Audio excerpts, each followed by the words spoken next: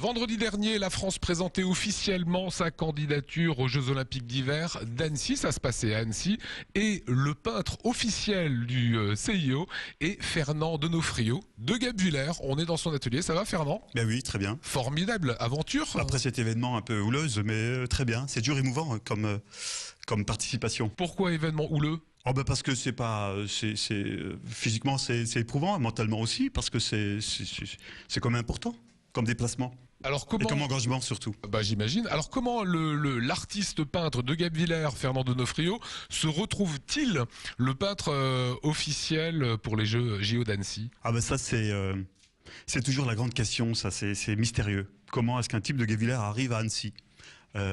C'était simplement un appel, j'ai répondu à cet appel. J'ai envisagé différentes idées, différents travaux, et on a fini par retenir une toile que j'ai réalisée pour l'occasion. Et il y avait plusieurs toiles que vous avez proposées pour le CIO? Non. Là, on m'a laissé libre champ. J'ai par contre évidemment élaboré la chose comme on le fait d'habitude, avec des esquisses, avec des projets, mais ça reste en coulisses évidemment. Alors on découvre là cette toile qu'on verra si la France obtient les JO d'Annecy. Les anneaux sont représentés dans cette toile. Eh ouais.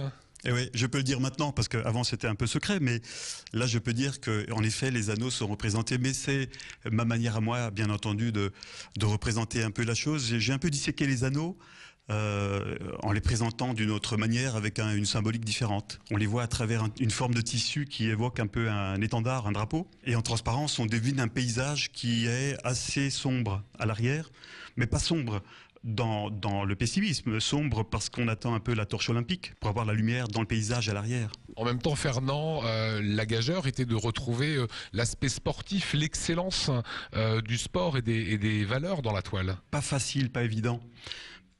Parce que lorsqu'on élabore une toile qui va symboliser un événement de cette ampleur, il ne faut pas se tromper. Alors évidemment, l'idée qui m'est venue en tête, c'était de retrouver un peu la symbolique et les valeurs qu'on pouvait avoir dans les Jeux Olympiques d'Athènes. Chez les Grecs, par exemple, on associait, il n'y avait pas que le sport, il n'y avait pas que le physique, il y avait aussi le mental. Vous savez, un sportif qui va démarrer, qui va se lancer dans une épreuve, se concentre avant.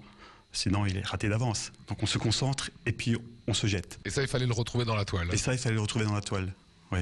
Qu'est-ce que vous avez dit au CIO vendredi quand vous avez présenté votre toile? Ben, j'ai dit ça.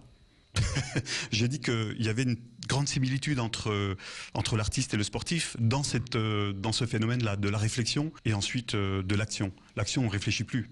On est dans l'action. Donc maintenant, on n'a plus qu'à croiser les doigts pour qu'Annecy soit la ville choisie? Bah oui, je pense que ce serait une belle chose. Ça, c'est début juillet qu'on le saura. Ça, c'est début juillet. Voilà, vous l'avez découvert en primeur, cette toile signée de Fernand ici à Guebwiller. C'était un petit cadeau qu'on voulait vous faire en ce lundi. Merci Fernand. Je vous en prie, merci à vous.